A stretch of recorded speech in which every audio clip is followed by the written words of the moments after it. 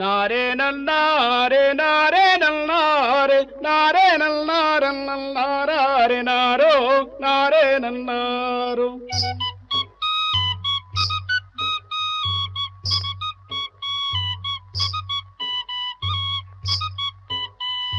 మదన సుందరి సందడు కురులాది జమిలి పాపడదో మదన సుందరి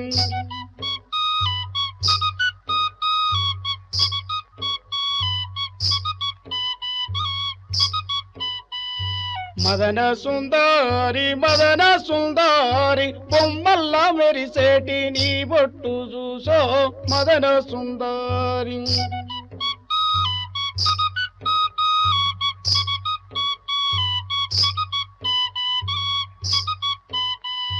మదన సుందరి నీళ్ళల్ల గదిలేటి నీ నీడ చూసో మదన సుందరి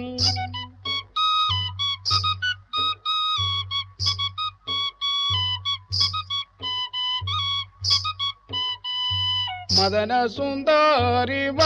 సుందరి వెన్నెల రాత్రుల్లో వన్నేలు చూసో మదన సుందరి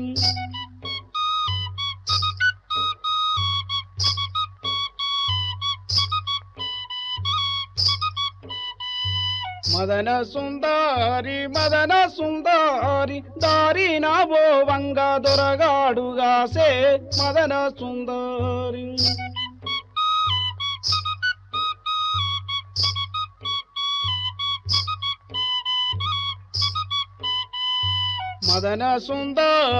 మదన సుందరి సందుల్లుగా సిండు సైగ చేసిండో మదన సుందరి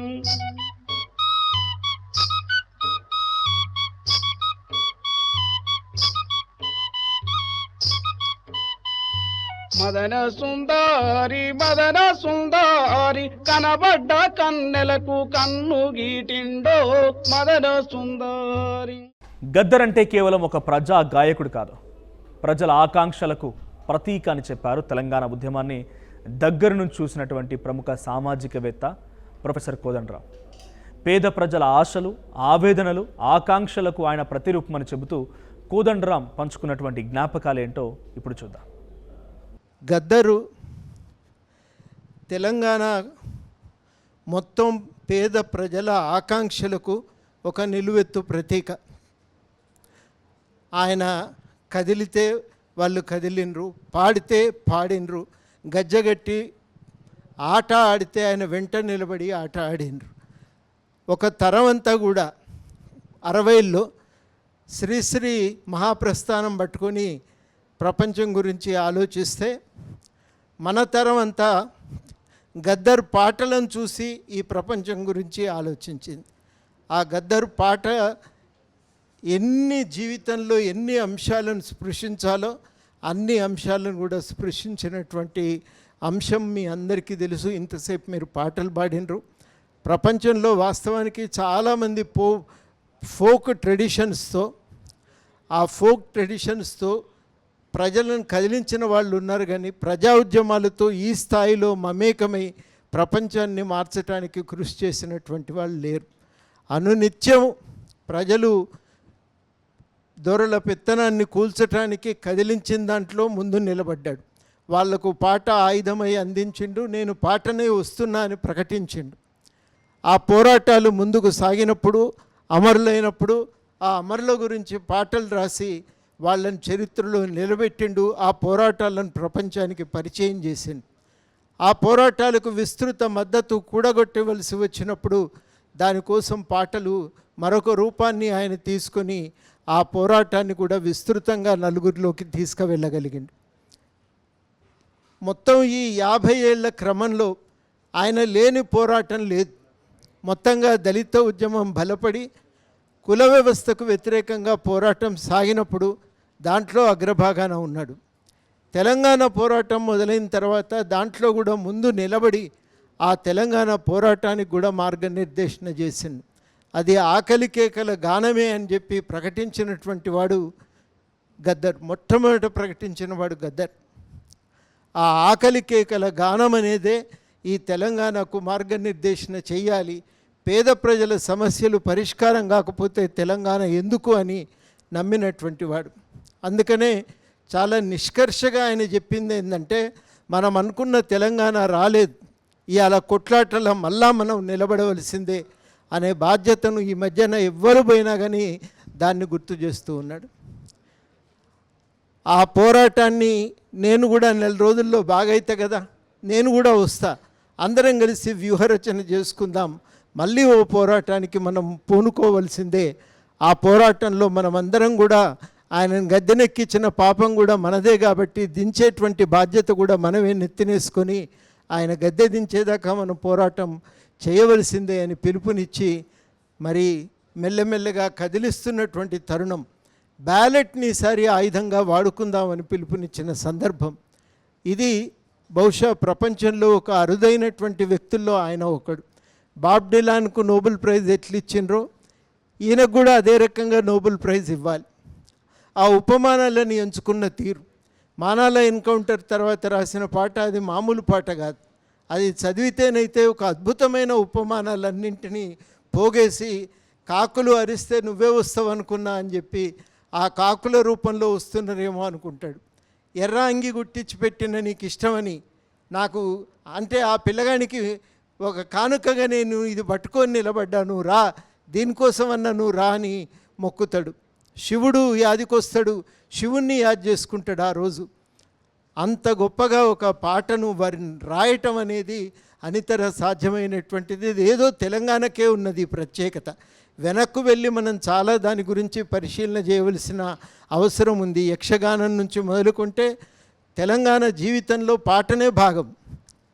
మీ అందరికీ చిన్నప్పుడు గుర్తుందో లేదో కానీ మన తాతలు ఎప్పుడన్నా పుస్తకం చదవచ్చునో లేదు తక్కువ, కానీ చదువు వస్తే మాత్రం పాటలాగానే చదివేది, పేపర్ చదివితే కూడా పాటలాగానే చదివేది. అట్లా ఒక పెన వేసుకొని పోయినటువంటి సందర్భంలో పాటను ఆయుధంగా మలిచి తెలంగాణ ప్రజలను ఉత్తేజపరిచి చైతన్యపరిచి ముందుకు కదిలించి వాళ్లకు ఒక మార్గనిర్దేశన చేసినటువంటి వ్యక్తి లేడు. కానీ ఆఖరిగా ఆయన్నే రాసిన పాటలాగా మళ్ళా ఈ డోలకెవలు కొడతారు, ఈ డప్పెవలు కొడతారు, ఈ గొంగడెవలు మోస్తారు అని ఆయనే ఒక పాట రాసిండు. బహుశా పాట మూగబోదని చెప్పి ఆశిద్దాం. మళ్ళీ పోరాట ఆయుధంగానే బతుకుతుందని కూడా కోరుకుందాం. అదే గద్దర్ కోరిక, గద్దర్ ఆశయం. ఆ పోరాట సంప్రదాయాన్ని నిలబెట్టేటువంటి పని చేయగలిగితే గద్దర్కు నిజమైన నివాళులు అర్పించినట్టు అవుతుంది. ఆ సంప్రదాయాన్ని నిలబెట్టే ప్రయత్నం మనందరి భుజాల మీద ఉంది. ఆయన ఎన్నడూ ఎక్కడ జారిపోలే. ఎక్కడ ఉన్నామంటే ఏది ప్రజలకు కరెక్ట్ అయితే అదే నాది కరెక్ట్ అని చెప్పి ఆయన నిర్ణయించుకొని నిలబడ్డాడు. అటువంటి ఒక నిబద్ధతతో నిలబడటం నా దృష్టిలో అది సాధారణమైన విషయం కాదు. వారికి నివాళులర్పిస్తూ గద్దరు పోరాట బాటను మనం కొనసాగిద్దామని, ఆయన ఒక ప్రజాస్వామిక తెలంగాణ కోసం ఇచ్చిన పిలుపును విజయవంతం చేద్దామని కూడా ఈ సందర్భంగా నేను అందరినీ పేరు పేరున అభ్యర్థిస్తూ జోహార్ గద్దర్ అన్న. గద్దర్ గురించి మాట్లాడాలి అంటే చాలామంది ఎన్ని గంటలైనా మాట్లాడేంత శక్తి, అటువంటి అనుబంధం అందరికీ ఉంది. తెలంగాణ పల్లె పల్లె ఆయన అడుగుల్ని చూసింది, పాటల్ని విన్నది. నిజానికి ప్రపంచంలో నాకు తెలిసి ఎక్కడా లేని ఒక సాంప్రదాయం తెలంగాణలో ఉంది. ఇంతకుముందు కోదండరామ్ గారు చెప్పారు, కానీ ఇంకో మాటలో చెప్పాలంటే పాటే ఉద్యమాల్ని నడిపించిన చరిత్ర తెలంగాణది. గద్దర్ పాటలు వినాలని మీటింగ్లకు పోయిన వాళ్ళు దాదాపు మీటింగ్లో 80% మంది ఉండేవాళ్ళు. మాటలు తర్వాత మాటలు విని పార్టీ ఉద్యమాలు, అటువంటి చరిత్ర నాకు తెలిసి ఏ ప్రాంతానికి లేదు. పాటతోనే ఉద్యమాన్ని నిర్మాణం చేసిన చరిత్ర ఎక్కడ లేదు. అటువంటి ఒక చరిత్రకి, అటువంటి నిర్మాణానికి ఒక ఆద్యుడిగా నిలిచినవాడు. గద్దర్ గురించి, గద్దర్ పాటల గురించి పాటలు విని పాడి ఆయనతో పాటు స్టేజీల మీద ఆడిన వాళ్ళు చాలామంది ఉన్నారు. ఆయన జననాట్య మండలిలో ఉంటే మేమంతా అరుణోదయలో పనిచేస్తూ అరుణోదయ ఉద్యమాన్ని నిర్మాణం చేయడానికి జననాట్య మండలితో పోరుపడిన రోజులు కూడా ఉన్నాయి. ఆయన ఇంతకుముందు సిరిమల్లె చెట్టు కింద నుంచి మొదలుకుంటే ఆ తర్వాత ఆయన రాసిన ప్రతి పాట, ఆయన మొదలైందే కళాకారుడిగా మొదలయ్యాడు. జన్నాట్య మండలికి వచ్చింది ఆయన కళాకారుడిగా చూసుకొని. ఆయన బుర్రకథలు, అంబేద్కర్ బుర్రకథలు జేబీ రాజు గారి ద్వారా నేర్చుకొని చెప్పిన అంబేద్కర్ తత్వం అప్పుడే ఉంది. కొత్తగా అంబేద్కర్ తత్వం గద్దర్లోకి ఏం రాలేదు. అట్లా ఆయన ఒక ప్రయాణాన్ని కనుక మనం చూస్తే చాలా చాలా ఉద్యమాల సమయంలో ఉంటాయి. ఇంతకుముందు చాలామంది పాశం యాదగిరి గారు, ఆయనకు బాధ ఆవేశం కలిగిందంటే తప్పకుండా కలుగుతుంది. ఎందుకంటే చరిత్రను వక్రీకరించే వాళ్ళు, చరిత్రను దౌర్జన్యంగా అణచివేయడానికి ప్రయత్నం చేసిన వాళ్ళు అదే భువనగిరిలో తెలంగాణ మహాసభ, తెలంగాణ జనసభ పెట్టిన సభలో మాట్లాడి వస్తుంటే నా మీద దాడి జరిగింది. భువనగిరి బస్టాండ్లో నన్ను 6 అటాక్ చేసి కొట్టడానికి ప్రయత్నం చేశారు. ఇటువంటి చాలా దాడులు ఎదుర్కొన్నాం. అటువంటి దానిలో వీళ్ళంతా ఉన్నారు. ఇంతకుముందే పేరైతే నయీం పేరు చెప్పాడు, అటువంటి మనుషులందరూ ఉన్నారు. ఆ బాధ కోపం ఉంటుంది. నేను గద్దర్ గురించి, ఆయన అనుబంధం గురించి నేను ఎక్కువ చెప్పదలుచుకోలేదు. కానీ ఒక విషయాన్ని చెప్పడానికి నేను ఇక్కడ ఉన్నాను. ఈరోజు మనం తెలంగాణ మీద చాలా వందల పాటలు వచ్చినాయి, తెలంగాణ ఉద్యమంలో వచ్చినాయి, ఇప్పుడు కూడా వస్తూ ఉన్నాయి. అంటే ప్రజల మీద రాసిన పాటలు చాలామంది ఉన్నారు, చాలా కవులు ఉన్నారు. కానీ మలిదశ తెలంగాణ ఉద్యమంలో మొదటి పాట రాసినవాడు గద్దర్. ఇది చరిత్ర. ఇది 1997 జనవరి 17వ తేదీన అశోక్ థియేటర్లో, జాంబాగ్లోని అశోక్ థియేటర్లో forum for freedom of expression తరపున నేను, పాశం యాదగిరి గారు, సురేందర్ రాజు గారు, మేము forum for freedom of expression అని ఒక జర్నలిస్టులం ఒక సంఘం ఏర్పాటు చేసి పెట్టిన హైదరాబాద్లో జరిగిన మొదటి సభ అది. 13 గంటల పాటు జరిగింది ఆ సభ. 1 గంట కాదు, 2 గంటలు. ఒక్కొక్కరం 7 గంటలు, 8 గంటలు. నేను 7 గంటలు ప్రిసైడ్ చేశాను మీటింగ్లో. ఆ మీటింగ్లో మొదటిసారిగా పాట రాసుకొని వచ్చాడు. ఆ పాట మీ అందరికీ తెలుసు. అమ్మా తెలంగాణమా ఆకలికే కలగానమా, అమ్మా తెలంగాణమా ఆకలికే కలగానమా, అమ్మ నీకు వందనాలమ్మో కమ్మని ప్రేమే నిదమ్మో, అమ్మ నీకు వందనాలమ్మో కమ్మని ప్రేమే నిదమ్మో, గాయదొల్లా మట్టి చిప్పవు గాయదొల్లా గండ్రగొడ్డలివి, అమ్మా తెలంగాణమా ఆకలికే కలగానమా. ఇది మొదటి పాటను తెలంగాణ యొక్క జీవితాన్ని తాను నిరూపించి ఇది జీవితమని నేర్పిన ఆ తర్వాత మీకు పుంకాలుగా పాటలు వచ్చినాయి, వందల పాటలు వచ్చినాయి, వేల పాటలు వచ్చినాయి, ఉర్రూతలిగించే పాటలు వచ్చినాయి, రాజకీయంగా నిలబెట్టి అడిగే పాటలు వచ్చినాయి. అటువంటి మనిషి ఆ తర్వాత ఆయన మొన్న మావోయిస్టు పార్టీకి రాజీనామా చేసిన తర్వాత మళ్ళీ ఆయన ఎర్ర జెండాను వదిలి తన బౌద్ధం యొక్క జెండాను కట్టుకొని తిరిగాడు. ఆయన బౌద్ధమైన, అంబేద్కరిజం అయినా, అది మావోయిజం అయినా, కమ్యూనిజం అయినా నా దృష్టిలో అన్నీ ఒక్కటే. అవి ఏవి వేరు కాదు. చాలామంది వేరని భావించడం తప్పు. మార్క్సిజం, అంబేద్కరిజం అండ్ బుద్ధిజం ఇది భారతదేశ చరిత్రను అర్థం చేసుకున్న వాళ్ళకి మాత్రమే అర్థమవుతాయి. బుద్ధిజం ఒకనాటి రెవల్యూషనరీ, ఒక విప్లవ తిరుగుబాటు. మార్క్సిజం ఒకనాటి ప్రపంచాన్ని మార్చేసిన తిరుగుబాటు సిద్ధాంతం. అంబేద్కరిజం భారతదేశానికి అందించిన ఒక మహత్తరమైన విప్లవ సిద్ధాంతం. అటువంటి 3 సిద్ధాంతాలను అర్థం చేసుకున్నవాడు గద్దర్.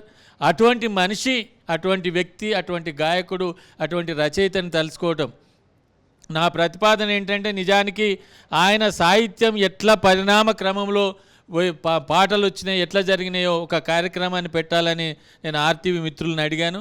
అది ఏం లేదు, ఆయన పాటలే చరిత్ర క్రమంలో ఒక పాట తర్వాత ఒక పాట ఎట్లా వచ్చింది, ఏ పాట ఎందుకు రాశాడు, ఎప్పుడు రాశాడు అనేది చాలా డాక్యుమెంటరీ చేయాల్సిన అవసరం ఉంది, దాన్ని నిలబెట్టాల్సిన అవసరం ఉంది. నిజానికి ఒక రకంగా చెప్పాలంటే గద్దర్ పాటలతో మిగతా అందరి రచయితలు, అందరి కళాకారుల పాటలతో తెలంగాణలోనే ఒక సాంగ్ మ్యూజియం పెడితే బాగుంటుంది అనేది నా ఉద్దేశం. ఒక పాటల ప్రదర్శనశాలనే తీసుకొని పెట్టగలిగితే తెలంగాణ ప్రపంచానికి మార్గం చూపినట్టు అవుతుంది. మా సోదరుడు, మిత్రుడు గోరటెంకన్న ఇక్కడే ఉన్నాడు. ఇట్లా అనేక మందిని మనం నిక్షిప్తం చేయాలి, వాళ్ళ గొంతుల్ని కాపాడాలి. వాళ్ళ గొంతుల్ని ఒక దగ్గర నిక్షిప్తం చేసి ప్రపంచానికి ఇవి మా గొంతులు, ఇది మా తిరుగుబాటు పాటలు, ఇవి మా ప్రజా పాటలు అని చెప్పగలిగే కార్యక్రమం ఎవరన్నా తీసుకుంటే బాగుంటుందేమో. ఇది చాలా ఖర్చుతో కూడుకున్నది, అయినప్పటికీ ఇది మనం అందరం కలిసి చేయగలిగితే తెలంగాణను ఇంతకుముందు చెప్పినట్టు పాల్ రాబ్సన్, భూపెన్ హజారికాతో కూడా నాకు దగ్గర సంబంధం ఉంది. భూపెన్ హజారికా అంతిమయాత్రలో 25 లక్షల మంది పాల్గొన్నారు, 25 lakhs. గౌహతి ఎక్కడా ఖాళీ లేదు, గౌహతి మొత్తం నిండిపోయింది. నేను రవిప్రకాష్ ఇద్దరం కలిసి ప్రెస్ క్లబ్లో మీటింగ్ పెడితే రవిప్రకాష్ ఆయన కిడ్నాప్ చేసుకొని వచ్చాడు. దాదాపు ముందు వస్తా అన్నాడు, తర్వాత మాట్లాడలేదు. రవికి చెప్పాను నేను, రవి నువ్వు కిడ్నాప్ చేసే పట్టుకొని కార్లో వేసుకొని వచ్చి మీటింగ్లో చెప్పాడు. మీరు అందరూ ఉండి ఉంటారు ఆ మీటింగ్. చెప్పాడు, Lakshman is a very dangerous man, he kidnapped me from the hotel అని చెప్పాడు నవ్వుకుంటూ. అట్లా చాలా ప్రేమగా ఉండేవాడు. అటువంటి గాయకులు ఈ తెలంగాణతో సంబంధం ఉంది. గద్దర్ని దలుచుకోవడం అంటే గద్దర్కి ఎట్లొచ్చింది ఆ వారసత్వం? ప్రోగ్రెసివ్ రైటర్స్ అసోసియేషన్ నుంచి వచ్చింది. అక్కడ నుంచి చెప్పుకోవాలి మనం. ఫైజ్ అహ్మద్ ఫైజ్ లాంటి వాళ్ళు, ఇస్మత్ చుక్తాయి లాంటి వాళ్ళు, ఒకరు కాదు, మున్షి ప్రేమ్చంద్ కూడా అందులో ఉండేవాడు. సాయి లూధియాని, హజరత్ జైపూరి, కైఫీ ఆజ్మీ, షబాన్ ఆజ్మీ తండ్రి, ఆమె తల్లి షౌకత్ ఆజ్మీ హైదరాబాదే ఆమెది. అనేక మంది కవులు, ఒకరు కాదు. మగ్దుమ్ మొయిద్దీన్ దాంట్లో ఉన్నాడు. వాళ్ళందరూ సినిమా కవులందరూ. శైలేంద్ర దళితుడు, రైల్వే వర్కర్, ఏఐటీసీ నాయకుడు. గద్దర్ కూడా సినిమా పాటలు అనేది ఎక్కడి నుంచి వచ్చిందంటే శైలేంద్ర నుంచి వచ్చింది. శైలేంద్ర ఎగ్జాంపుల్ చెప్పినాం, మీరు చేయాలన్నా లేదా? శైలేంద్రను రాజ్ కపూర్ నీ పాట ఇవ్వమన్నాడు. మై నై బేస్తా, మేరా షేర్ నై బేచుంగా, నేను అమ్మనన్నాడు. మా నాయన కమ్యూనిస్టు, పృథ్వీరాజ్ కపూర్ కమ్యూనిస్టు, ఆయన కూడా ప్రోగ్రెసివ్ రైటర్స్. మీ నాయనగా నువ్వు కాదు కదా, నేను అమ్మను అన్నాడు. చివరికి భార్య క్యాన్సర్ వస్తే మళ్ళీ సహాయం తీసుకొని రాజ్ కపూర్ దగ్గర బాగు చేసినాక అప్పుడు ఆ పాట ఇచ్చినాడు. ఆయనకు అట్లా వచ్చింది. ఎక్కువ మందికి అప్పుడు శైలేంద్ర చెప్పింది ఏమంటే, నేను రాస్తే 10 మందికి వినిపిస్తా ముషాయిరాలో, ఆ పాట జనంలోకి పోతే లక్షల మందిని ప్రభావితం చేస్తుంది. అదే మేము చెప్పిన తర్వాత గద్దర్ సినిమాకి ఇచ్చినాడు. నరసింహరావు ఆయనకు బాగా దగ్గర కావడు కాబట్టి ఇచ్చినాడు. గద్దర్ ఏమంటే, ఆయన కింది నుంచి వచ్చినందువల్ల, దళితుడై పుట్టినందువల్ల, కష్టజీవిగా ఉన్నందువల్ల ఆయనకు ఎంపతి ఉంది, సింపతి ఉంది. అవన్నీ రాసుకొచ్చినాడు ఆయన. అది కష్టం, అది అక్కడి నుంచి వస్తేనే అది తెలుస్తుంది. అందరు రాయలేరు అది. ఆయన సిరిమల్ అయితే ప్రోగ్రెసివ్ రైటర్స్ అసోసియేషన్ గొప్పతనం ఏంటంటే కష్టాలు చెప్తారు, జనాన్ని లేపుతారు, చివరికి మార్గం కూడా చూపిస్తారు. గద్దర్ చేసిన పని అదే. మామూలుగా చూస్తే సిరిమల్లె చెట్టు కింద లక్ష్మమ్మ అంటే పాట కష్టమంతా చూపిస్తున్నారు. నీకు తేలు గరిస్తే పోట్లు బొబ్బలు లేచి లక్ష్మమ్మ, నువ్వు పొలమంతా దొరికిన వాళ్ళ లక్ష్మమ్మ ఉంటుంది. చివరికి పరిష్కారం ఏం చెప్పినాడు? కొమరెల్లి కొండల్లో లక్ష్మమ్మ, నీ కొడుకు కొలిమి రాజేసిండు లక్ష్మమ్మ, కొడవళ్ళు నూరుకొని లక్ష్మమ్మ, నీ కొడుకును గలవబో లక్ష్మమ్మ. చివరికి దారి కూడా చూపించాలి, పరిష్కారం కూడా చూపించాలి. అంటే నువ్వు కూడా దానిలో చేరమని చెప్పిండు. గద్దరే రాసింది ఇది. అంటే ఎంత పాట మామూలుగా పాటలాగా అనిపిస్తుంది, కానీ చివరికి ఒక సందేశం ఉంటుంది, మార్గం చూపిస్తాడు, ప్రిస్క్రిప్షన్ కూడా ఇస్తుంది. రోగం చెప్పి, రోగం ఎందువల్ల వచ్చిందో చెప్పి, రోగం ఎట్లా నివారణ అవుతుందో కూడా చెప్పాలి. అది ఇక డాక్టర్ బూర్నరసయ్య గౌడ్ గారు ఉన్నారు, ఆయన చెప్తున్నాం, ఆయనకు తెలిసిన విషయమే అది. బుద్ధుడు చెప్పింది అది. మార్గ సత్య చివరికి చెప్పింది ప్రిస్క్రిప్షన్. దుఃఖ సత్య అంటే అది డయాగ్నాసిస్. దుఃఖ సముదాయ సత్య దేని వల్ల వచ్చింది, ఎటియాలజీ, ఏ వైరస్ వల్ల వచ్చింది. దుఃఖ నిరోధ సత్య ప్రోగ్నాసిస్. మార్గ సత్య ప్రిస్క్రిప్షన్. అది గద్దర్ పాటల్లో అట్లా కొట్టొచ్చినట్టు ఉండేది, మామూలు కాదు.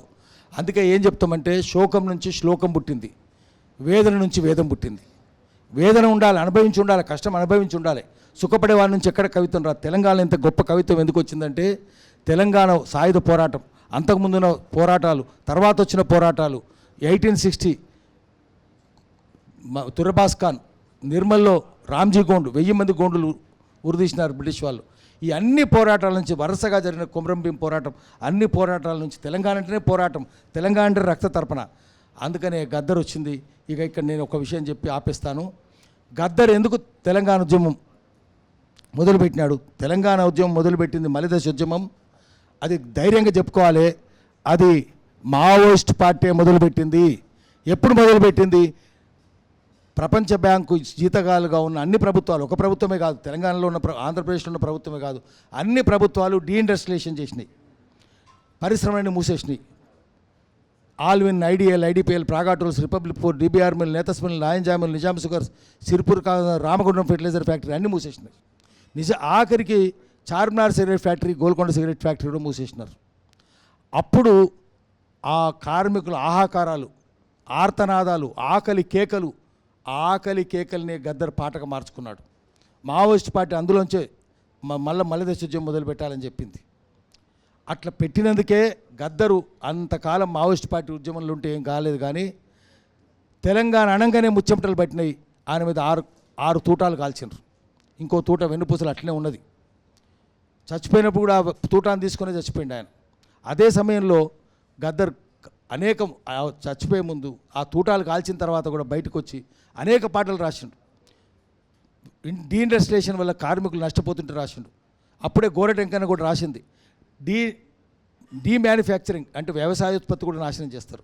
పారిశ్రామిక ఉత్పత్తి ఉండదు, వ్యవసాయ ఉత్పత్తి ఉండదు. వ్యవసాయ ఉత్పత్తి నాశనం చేసినప్పుడే గోరటెంకన్న పల్లె కన్నీరు పెట్టిందో పాట రాసిండు. ఇదంతా గద్దర్ ప్రభావమే. అట్లా గద్దర్ చేస్తే గద్దర్ ప్రభావంతో బెల్లెల్త అని చెప్పేవాడు. బెల్లెల్తను చూపించి ఈమె ఆడగద్దర్, నా చెల్లి ఆడగద్దర్, నేను మగ్గద్దర్నని 16 మంది 18 మందిని చంపేసారు ఒక్క భువనగిరిలో. ఇక్కిరి సిద్ధులు అందరు మావోయిస్టులే, వాళ్ళే బెల్లెలతో సహా. ఇక్కిరి సిద్ధులు, ముక్కా కరుణాకరు, అట్లా 18 మందిని. ప్రతి ఒక్కరి దగ్గరికి గద్దర్ పోయిండు. బెల్లెలతను చంపేసినప్పుడు అమ్మాయిని ఎంట పెట్టుకొని తిరిగాడు, శవాన్ని ఎంట పెట్టుకొని తిరిగాడు. ఊరూరా ప్రతిరోజు పోయేవాడు గద్దర్ అక్కడికి. చాలా ధైర్యం కావాలి. చంపుతాం నన్ను, లక్ష్మే, మల్లెపల్లి లక్ష్మే చంపుతామన్నారు. నన్ను చంపుతామన్నారు నయం. ఒక్కరిని కాదు, ఎంతమందిని, గోరటెంకన్నను, ప్రొఫెసర్ కేశవరావు జాదవ్ను. పోలీసు వాళ్ళే ఇదంతా చేసింది. నయం అంటే పోలీసే. బెల్లెలతను చంపింది కూడా పోలీసులే. 18 మంది. ఇప్పటిదాకా విచారణ లేదు. గద్దర్ మీద 6 తూటాలు కాల్చిందేవాడో ఇప్పటిదాకా విచారణ లేదు. నేరస్తుని పట్టుకోలేదు. అంటే అర్థం ప్రభుత్వమే చేసింది, పోలీసులే చేసిందని అర్థం. అందుకనే ప్రభుత్వం ఏది తీసుకోవద్దని మేము అనుకున్నాం. ప్రభుత్వం అంటే కంటిన్యూస్గా ఎంటిటీ కదా. ఏ ప్రభుత్వమైనా, ఏ కాంగ్రెస్ కావచ్చు, బీజేపీ కావచ్చు, టీఆర్ఎస్ కావచ్చు, టీడీపీ కావచ్చు, ఎవడైనా అది continuous entity. State is a continuous entity. పోలీసుల ప్రభావం అప్పుడు ఇప్పుడు ఎవరు ముఖ్యమంత్రి అయినా ఉంటుంది, ఏం మార్పు ఉండదు. అందుకనే వ్యవస్థను ప్రశ్నించాలి, మనుషుల్ని కాదు. ఇప్పుడు నాకు అనిపిస్తుంది ఏంటంటే, మల్లెపల్లి లక్ష్మి మంచి ప్రపోజల్ పెట్టాడు. నేనైతే దానికి సిద్ధంగా ఉన్నా, నేను ముందుంటా. ఎందుకంటే ఆయన అంటే నేను మలిదశోద్యమం మొదటి నుంచి ఆయన అంటున్నాను, చివరి దాకా ఉన్నా, చచ్చిపోయేదాకా. ప్రతిరోజు నేను కనిపించకపోతే ప్రసాదరావుని అడిగేటోడు, పాశమన్నేడి. భార్య పిల్లలు కూడా పాపం. ఆ విమలక్క ఎంత కష్టమైంది. ఆ విమలక్కకు దుఃఖం వస్తుంది ఆమెను చూస్తే, కంటి నిండా ఏడుపు వస్తుంది. పాపం ఆయన అడవికి వదిలి 3 పిల్లలు పుట్టగానే అడవికి బాయ్, తుపాకులు పట్టుకొని పాయ్. ఎక్కడ పోయిండో తెలియదు. సుద్దాల హనుమంతు వారసత్వం అది. ఒక గొంగడి గోచి కట్టి చేతిలో లాఠీ పట్టుకొని డప్పు కొట్టుకుంటూ, డోలు కొట్టుకుంటూ తిరిగి, గజ్జలు కట్టి తిరిగే. భార్య పిల్లల్ని పట్టించుకోపాయి, పిల్లల్ని పట్టించుకోకపోయి, తల్లిని పట్టించుకోకపోయి. ఆఖరికి 1990 ఫిబ్రవరి 12 నాడు ఆయన మేమందరం చెన్నారెడ్డి చెప్తే, చెన్నారెడ్డి గొప్పడు, చెన్నారెడ్డి కేసులన్నీ ఎత్తేసి ఆయన ఇంటికి రావచ్చు అన్నాడు. ఇంటికి వస్తే మేమందరం నడుచుకుంటూ పోయినాం. అట్లా ఆయన ఎంట పోయినాం ఇంటి దాకా, భూదేవి నగర్. పోతే తల్లి దగ్గరికి మేము కొంచెం ముందు పోయినాం. ఆ తల్లి ఎంత దుఃఖంలో ఉన్నది, మామూలు దుఃఖం అది. ఇప్పటికి తలుచుకుంటూ వస్తుంది. చిన్న గుడిసె లాంటి ఇల్లు, 30 గజాల జాగా, దాంట్లో గుడిసె ముందు కూర్చొని ఉన్నది ఆమె. కూర్చొని ఉంటే మేము పోయి చెప్పినాం, ఇట్లా వస్తున్నాడు, చప్పట్లు తాళాలు, ఓ సంతోషం, 1000 మంది వస్తున్నారు కేరింతలంటే. ఆమె ఏం చెప్పింది, అవును ఆయన చప్పట్లు కొట్టినరు, ఏమొస్తుంది ఆయన, కడుకలు లోపుక తాగొస్తుందా, కడుక తినొస్తుందా, కడుపు నిండి తాది బిడ్డ. దాంతో దుఃఖంలో ఉంది ఆమె, పిల్ల కష్టం చూడలేక. అంత కష్టాలు పడి, అన్నిటికంటే పెద్ద సమస్య ఆయనకు 36 కేసులు ఆయన మీద. రోజు ఆయన లాయర్ దగ్గర, ఏదో లాయర్ని సంప్రదించాలి, ఏదో కోర్టుకు పోవాలి. కోర్టుకు పోలేక, లాయర్ని సంప్రదించలేక, జైలుకు పోతామని ఎన్ఐఏ వాళ్ళ ఫోన్లు నేను పంపిస్తామని. తుమ్కూరు కేసు, తుమ్కూరులో ఆయన పాటలని పోయి, ఆయనకు సంబంధమే లేదు, పోలీస్ స్టేషన్ మీద పేల్చేసినారని 6 పోలీసులు చంపేసినారు, ఒక సివిలియన్ చచ్చిపోయిండు, గద్దరే చేసిండు. ఇది అంతా కూడా ఇటువంటి మానసిక స్థితి ఎవరికి రావద్దు, పగోళ్ళు కూడా రావద్దు. భయంకరమైన జీవితం ఆయనది. ఎవరైనా సరే కంట నీరు పెట్టాల్సిందే. అట్లా ఉంటాడంటే ఉంటుంది. మానసిక స్థితి అట్లా ఉన్నదంటే నీ భౌతిక పరిస్థితి నీ మానసిక పరిస్థితి నిర్ధారిస్తుంది.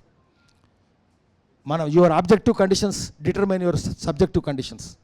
అట్లా భయంకరమైన జీవితం ఆయనది.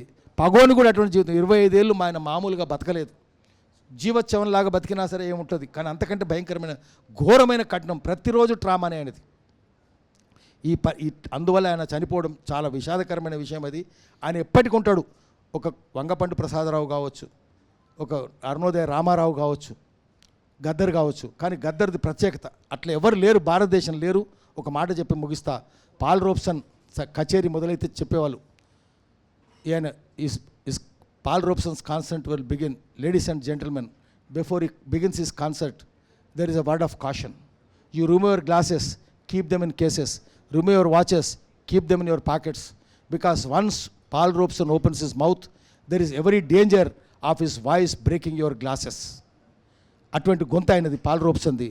కానీ గద్దర్ కష్టాల వల్ల ఆయన గొంతిప్పితే కళ్ళద్దాలు కాదు, గుండెలు పగులుతాయి. ఎందుకంటే ఆయన రాసిన కవిత అంతా గుండె రక్తంలో అద్ది, ఆయన కళాన్ని గుండె రక్తంలో అద్ది రాసిండు, కన్నీటిలో అద్ది రాసిండు. జనం కన్నీటిలో అద్ది తన గుండె రక్తంలో అద్ది రాసిండు. అందుకని అంత గొప్ప అని అటువంటి కవిత్వం ఇంకా రాదు. గద్దర్ లాంటి వాడు పుట్టడు. నాకు కూడా పుట్టడు దుఃఖం ఉంది. దినమంతా ఆయనతోటే ఉన్నాం. ఇంకా పెద్ద బాధ కలిగించేది ఏంటంటే, నాకు అత్యంత ఆప్తుడైన మిత్రుడు, గద్దర్కు అత్యంత ఆప్తుడు, ఎప్పుడు గద్దర్తోటి ఉంటుండే. ఆయన గద్దర్ దగ్గర పోతుండే. ఆయన జాహిర్ అలీ ఖాన్ సియాసత్ ఎడిటర్, చాలా ఉత్తముడు. ఆయన కూడా తలుచుకోవాలి ఇక్కడ. ఎంత గొప్పోడు మనిషి. ఆయన చూసి తట్టుకోలేక గుండె పగిలి చచ్చిపోయిండు. అక్కడే చచ్చిపోయిండు. అసలు ఇట్లా జరుగుతుందా? ఎక్కడైనా జరుగుతుందా? గద్దర్ అంత గొప్పోడు. గుండెలు పగులుతాయని నేను చెప్పిన కదా, గద్దర్ వల్లనే. గద్దర్ చూస్తే చాలు గుండెలు పగిలినాయి. వాళ్ళిద్దరు చాలా, నేనెంత దగ్గరనో ఆయన కూడా అంతే దగ్గర. రెగ్యులర్గా అక్కడ పోతుండే. మా టీచర్ ఎంటీ ఖాన్ ఆయన ఆబిద్ అలీ ఖాన్ ఉండగా అక్కడ ఎడిటర్గా పెట్టించినాం, క్వాలిటీ కంట్రోల్, ఉర్దూ భాష క్వాలిటీ కంట్రోల్ ఎడిటర్గా. అట్లాంటి సిరాజ్ జాహిర్ అలీ ఖాన్ చచ్చిపోవడం చాలా దుఃఖమైన విషయం. వాళ్ళ అన్నను కూడా కొట్టిండ్రు వాళ్ళు, జాహిద్ అలీ ఖాన్ను. ఈయనను కూడా భయపడుతున్నాడు, నన్ను కూడా కొడతారేమో అని. మజ్లిసులు కొట్టినారు ఆయనను, జాహిద్ అలీ ఖాన్ను. ఆయన బయటికి రాలేని స్థితిలో ఉన్నాడు, అమెరికాను చూస్తున్నాడు. ఇప్పుడు పత్రిక కూడా అనాథ అయిపోయింది. తెలంగాణ సాంస్కృతికోద్యమం అనాథ అయిపోయింది. ఈ సమయంలో మళ్ళీ మనం సాంస్కృతికోద్యమం ముందు పెట్టాలి. పాలో ఫ్రేరే చెప్పినట్టు, when you cannot resist political domination with political consciousness, you use popular culture as means అన్నాడు. మనము సాంస్కృతికోద్యమాన్ని, ప్రజల సంస్కృతిని ఆయుధంగా మలుచుకోవాలి. ఆయుధంగా మలుచుకొని ఇప్పుడు తెలంగాణ నిర్మాణం జరిగింది, కానీ పునర్నిర్మాణం జరగలేదు. సామాజిక తెలంగాణ రావాలి. సామాజిక అసమానతలు లేని, ఆర్థిక అసమానతలు లేని తెలంగాణ. అటువంటి తెలంగాణను పునర్నిర్మించుకోవడానికి మళ్ళా గద్దర్ స్ఫూర్తితోటి సాంస్కృతికోద్యమం పునరుజ్జింపజేద్దాము. కల్చరల్ ఫుడ్ సోల్జర్స్ను తయారు చేద్దాం. ఊరూరు బయటోళ్ళను. మంచి చెప్పిండు, మంచిగా లక్ష్మయ్య మంచి సలహా ఇచ్చిండు. గద్దర్ పాటలతోటి ఒక లైబ్రరీ ఏర్పాటు చేయాలి. Songs library, music library. దానికి నేను ముందుంటానని చెప్పి మాటిస్తున్నా. ఎంత కష్టమైనా ఏదైనా సరే అందరి మద్దతుతో చేద్దాము. అది మనకు లైట్ హౌస్ అవుతుంది. ఆ లైట్ హౌస్ నిర్మించే పనిలో నేను ఉంటానని చెప్పి మల్లెపల్లి లక్ష్మయ్యకు, మిత్రులందరికీ మాటిస్తున్నాను. గద్దర్ జన్మించి ఇది 3వ రోజు. బౌద్ధ హృదయ క్షేత్రంలో ఆయన జన్మించాడు. బుద్ధుడి హృదయానికి చేరి అక్కడి నుంచి మళ్ళీ పుట్టి 3వ రోజు అయింది. మానవ చైతన్యాన్ని పుట్టించేది చరిత్రే. అది గతితార్కిక భౌతికవాద చారిత్రకవాదం గురించి తెలిసిన వాళ్ళందరూ చెప్పే మాటే. గద్దర్ని ఆ చరిత్ర యుద్ధనౌకగా అభివర్ణించినప్పుడు 3 రోజుల క్రితం జన్మించాడు కాబట్టి గద్దర్ యుద్ధనౌక కాదు, బౌద్ధ నౌకగా మారాడు. కాబట్టి ఈ చరిత్రని అంగీకరించాల్సినటువంటి చారిత్రక భౌతికవాదం ఇది. కాబట్టి గద్దర్ యుద్ధనౌక కన్నా బౌద్ధ నౌకగా మారాడనేది నా భావన. అందుకని గద్దర్ యొక్క ప్రయాణాన్ని ఒక 2 మాటల్లో చూసినట్లయితే, బొజ్జా తారకం గారు మరణించినప్పుడు కాన్షీరామ్ గారికి బొజ్జా తారకానికి ఉన్న అనుబంధం ప్రజలకి తెలియలేకపోయింది. ఎందుకో అది అర్థం కాలే. అట్లనే గద్దర్కి కాన్షీరామ్ గారికి ఉన్న అనుబంధం కూడా ఎవరికీ తెలియలేకపోతుంది. కాన్షీరామ్ బహుజన సంఘటక్ అనే ఒక పత్రిక, అప్రెస్డ్ ఇండియన్ అనే ఒక పత్రిక కాన్షీరామ్ 30 ఏళ్ల క్రితం, 35 ఏళ్ల క్రితం, 40 ఏళ్ల క్రితం ఆ పత్రిక పంపింది ఒక్క గద్దర్కి మాత్రమే. ఫస్ట్ ఆ పత్రికలను పంపింది. ఎందుకు అంటే గద్దరు కోట్ల మంది హృదయాలని దొంగిలించిన దొంగ కాబట్టి. కోటాను కోట్ల మంది హృదయాలను దొంగిలించాడు. ఎన్ని భిన్నవాదనలున్నా, ఎన్ని తర్కాలున్నా, ఎన్ని దృక్పథాలున్నా, మొత్తం అందరం కలిసి ఎన్ని భిన్నవాదనలు ఉన్నప్పటికీ గద్దర్ని ప్రేమించాల్సిందే. ఆ స్థితికి నెట్టివేయబడ్డ ఒకే ఒక కళాకారుడు గద్దర్ కాబట్టి కాన్షీరామ్ కూడా అమితంగా ప్రేమించేవాడు గద్దర్ని. అశుభ సంఘటనల దగ్గరికి ఎక్కడికి పోని కాన్షీరామ్ గద్దర్ మీద కాల్పులు జరిగిన నిమిషాల వ్యవధిలో గాంధీ హాస్పిటల్కి రావడం జరిగింది కాన్షీరామ్. ఇంతకీ ఎందుకు ఈ కాన్షీరామ్ ప్రయాణం చేస్తున్నాడు గద్దర్ దగ్గరికి? ఏంటి ఆ మౌనం, ఆ మౌన రోదన కాన్షీరామ్ది? అంటే ఎక్కడో గద్దర్ అనే వ్యక్తి ఏ దారిలో పోవాలనో, ఏ కన్న తల్లి దగ్గరికి చేరాలనో అక్కడికి చేరలేకపోతున్నాడే ఈ గద్దర్ అని 40 ఏళ్ల క్రితం మహారాష్ట్రలో అనేక చోట్ల గద్దర్ పాటల్ని విన్న కాన్షీరామ్ గద్దర్ మార్గం ఎక్కడో డిఫరెంట్గా అనిపిస్తుంది, ఈ గద్దర్కి సరైన మార్గం, సరైన కన్నతల్లి ఓ దారి ఉన్నది, ఆ దారిలో ఈయన పోతే బాగు అని ఆశించిన వ్యక్తి కాన్షీరామ్ కాబట్టి ఆ 2 పత్రికల్ని కాన్షీరామ్ గద్దర్కి పోస్ట్ చేశాడు.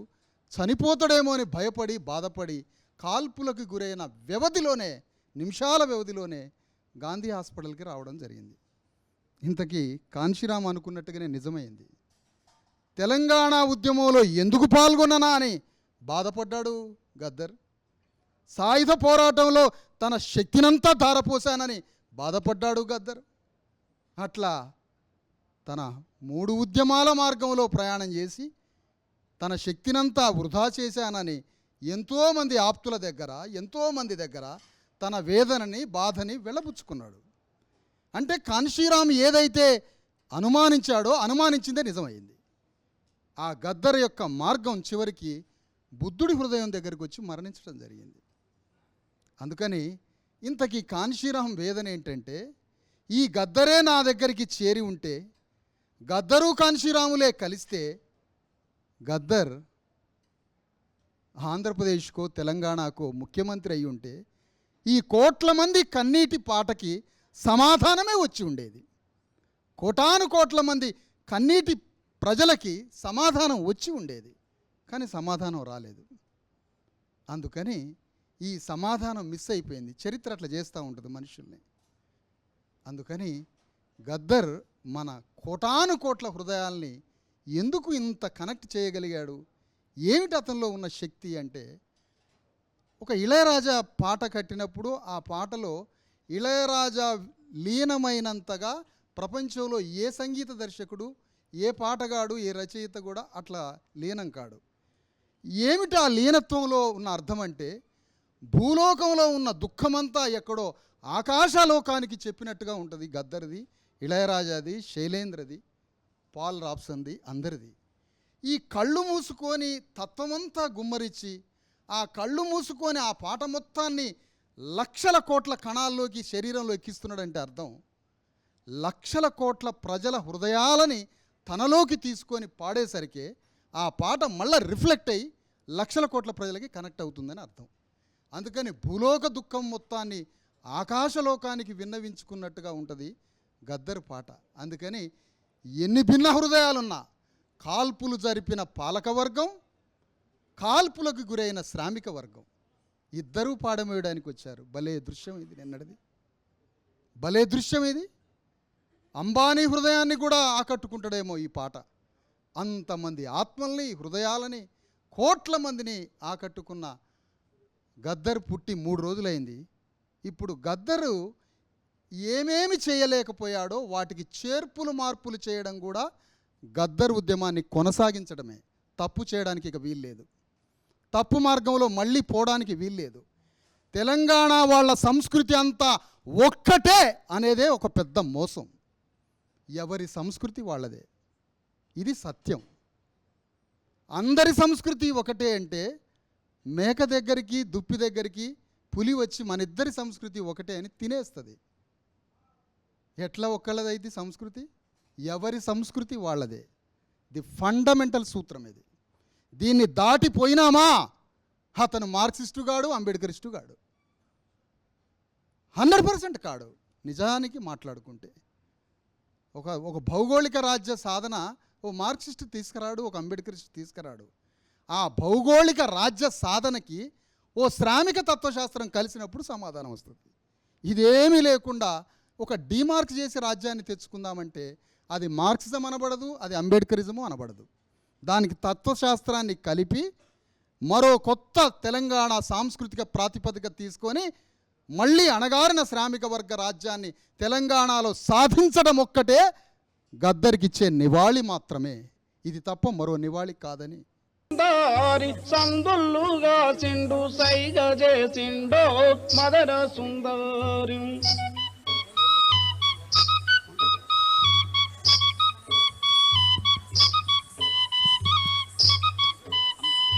మదన సుందరి మదన సుందరి కనబడ్డ కన్నెలకు కన్ను గీటిండో మదన సుందరి. పొడుస్తున్న పొద్దు మీద నడుస్తున్న కాలమా ఆ ఎర్ర పువ్వు రంగ జోహార్ జోహార్ రైతన్న రక్తము గుర్తా అని చెప్ప జోహార్ జోహార్ జోహార్ ప్రజాయుద్ధ నౌక గద్దరన్నకు కొనసాగిస్తాం గద్దరన్న ఆశయాలను. జోహార్ ప్రజాయుద్ధ నౌక గద్దరన్నకు.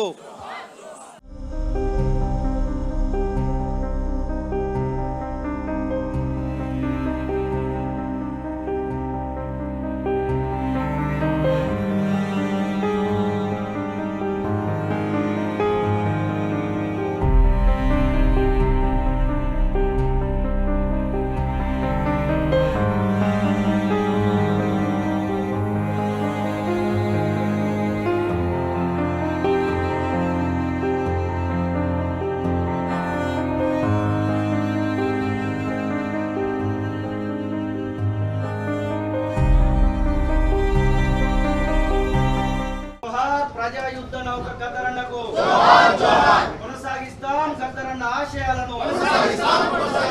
జోహార్ ప్రజాయుద్ధ నౌక గద్దరన్నకు. జోహార్ గద్దరన్నకు. జోహార్ ప్రజాయుద్ధ నౌక గద్దరన్నకు. కొనసాగిస్తాం గద్దరన్న ఆశయాలను.